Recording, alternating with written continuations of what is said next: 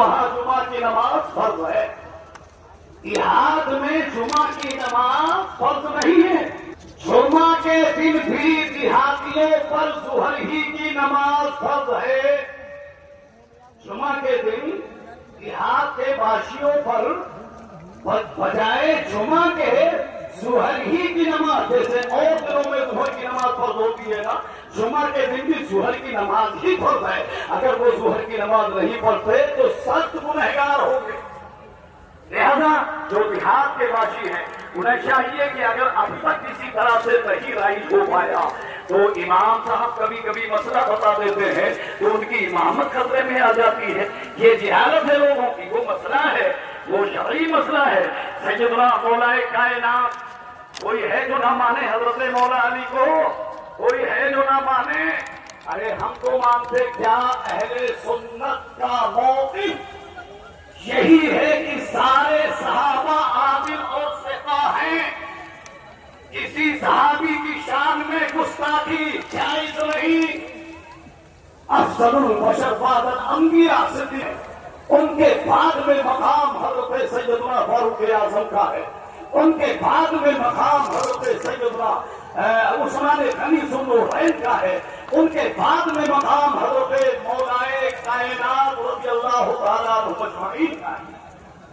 تو میں عرض یہ کر رہا تھا کہ جمعہ کا مسئلہ ہے، لہذا دیہات میں جمعہ جائز نہیں ہے. دیہات میں جمعہ نہیں پڑھنا ہے.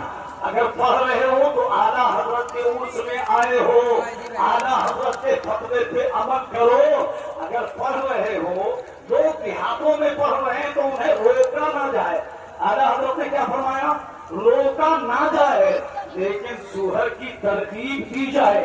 انہیں بتایا جائے کہ آج کے دن بھی تمہارے اوپر ظہر ہی کی نماز فرض ہے، لہذا 2 رکعت کو پڑھنے دو. بعد میں ظہر کی نماز جماعت کے ساتھ پڑھنا واجب ہے، جماعت کے ساتھ پڑھنا واجب ہے. بعض لوگوں نے اسی عبارت کو لے کر کے اعلیٰ حضرت نے فرمایا روکا نہ جائے. ہمارے بریلی شریف میں ایک مولوی صاحب ہے، وہ بھی یہی کرتے پھر رہے ہیں، دیہاتوں میں جا کر کے نماز جمعہ قائم کرتے پھرتے ہیں. ایک صاحب ہیں بڑے بات ہے، ہماری شیخ کو تو خیر وہ جذبہ بات نہیں ہوتے ہیں لیکن وہ یہی کرتے ہیں.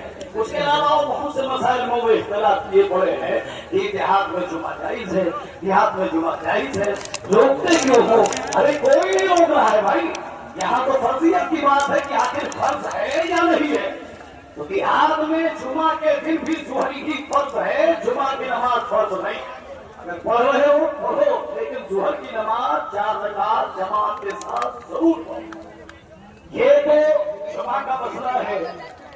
حالانکہ اس میں لوگوں نے اختلاف کر ڈالا. یہ قریب میں ایک شہر ہے 50 کلومیٹر دوری پر ہے. ان لوگوں نے بھی یہی کیا ہے، جبکہ ان کو جو کچھ ملا ہے وہ بریلی شریف ہی سے ملا ہے.